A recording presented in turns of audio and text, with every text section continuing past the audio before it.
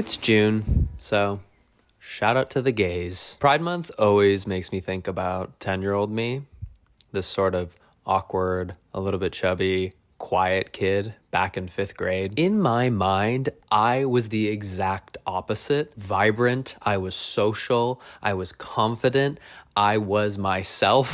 So I think it's a great perspective to really look at a literal photo of you as a kid and be so humble and so gentle with the person that actually was, which is just a baby. The countless nights that I was dealing with that struggle, the burden of the difference, the silence and solitude, all for such a little kid is a lot. Whether it was middle school, high school, college, or even in Los Angeles as a 20-year-old, I had people confronting me about my sexuality in one way or another. The times that we played spin the bottle, the times that people were asking me who I was dating, the times that people said, "Do you think this man is hot?" And I would bold-faced lie to them. I'm 13. I'm too young to be an Oscar-winning actor. I have Spanish class and swim practice. Do not give me this role, please, I beg of you. But what I think we do not give young queer kids enough credit for, and during Pride Month, I think that everyone should be very well aware of, is living a life in deception, forced into a lie,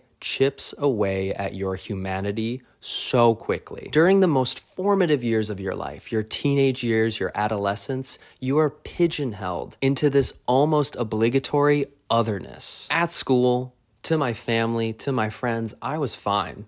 I was a normal kid, I was living my life, but as soon as I would close my bedroom door, oh my God, the demons that I was fighting and the Google searches that I was Googling.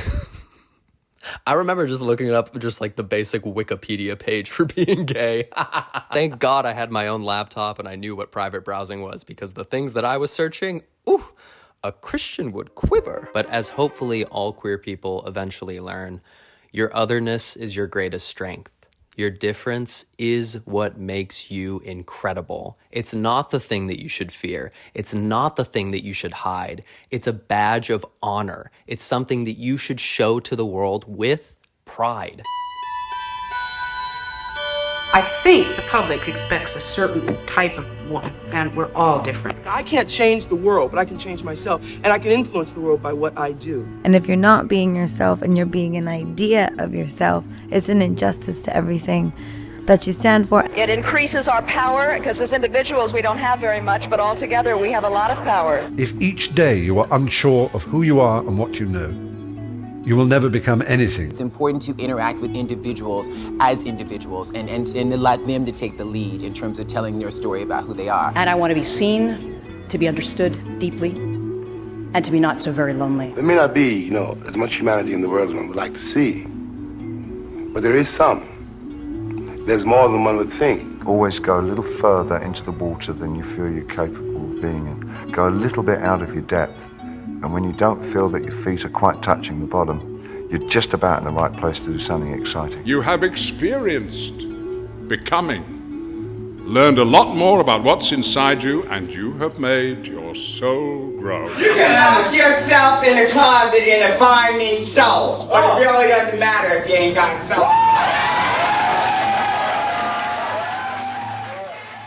Pride is the consciousness of one's own dignity. It's the confidence in personal identity, and at the core, it is the respect for singularity of self. I am so grateful for my gayness, and I think about my 10-year-old self because he would have never imagined that's something that was possible. The fact that I'm 31 and can wake up every single day with full pride in my personal identity is something my 10-year-old self couldn't dream of. I mean, damn, honestly, I walk around nowadays thinking the lens at which I would be seeing the world would be so black and white. And kind of funnily enough, I feel like I see the world for what it is. Technicolor. Humanity is a spectrum. Every person is unique. And without my gayness, I don't know if I would fully appreciate that. As a kid, I used to go to bed literally praying to God that I could be somebody else, wishing I could have a different identity as soon as I would wake up and I would be just like everybody else. But now, as I sit before you, I thank God, or I thank the universe, or I thank the world around me. I am exactly who I am. I am exactly the person I was meant to be. And I'm really grateful for that. An incredible amount of my personal exploration of self has come through conversations and dialogue with my therapist, which is why I'm now excited to talk about this video's sponsor, BetterHelp. BetterHelp is great because it makes starting therapy easier and less intimidating for people. Whether it's over the phone, a video chat, or even just messaging, you get to decide which therapy is right for you. And most importantly, which makes you most comfortable. BetterHelp gives you access to a wide range of therapy expertise that may otherwise not be available in your area. To get started, all you need to do is fill out a simple questionnaire with some basic information. And then, in as little as 48 hours, BetterHelp will match you with one of their over 30,000 credentialed therapists. And if you feel like your therapist isn't a great fit for you, you can switch anytime at no additional cost. It happens. It's really no big deal. Okay, now please do me a favor. Click the link in my description or visit betterhelp.com/ConnorFranta. That is betterhelp.com/ConnorFranta. And join the over 4 million people who've used BetterHelp to live happier and healthier lives. By clicking that link, you not only support this channel, but you also get 10% off your first month of BetterHelp. Again, that is betterhelp.com/ConnorFranta.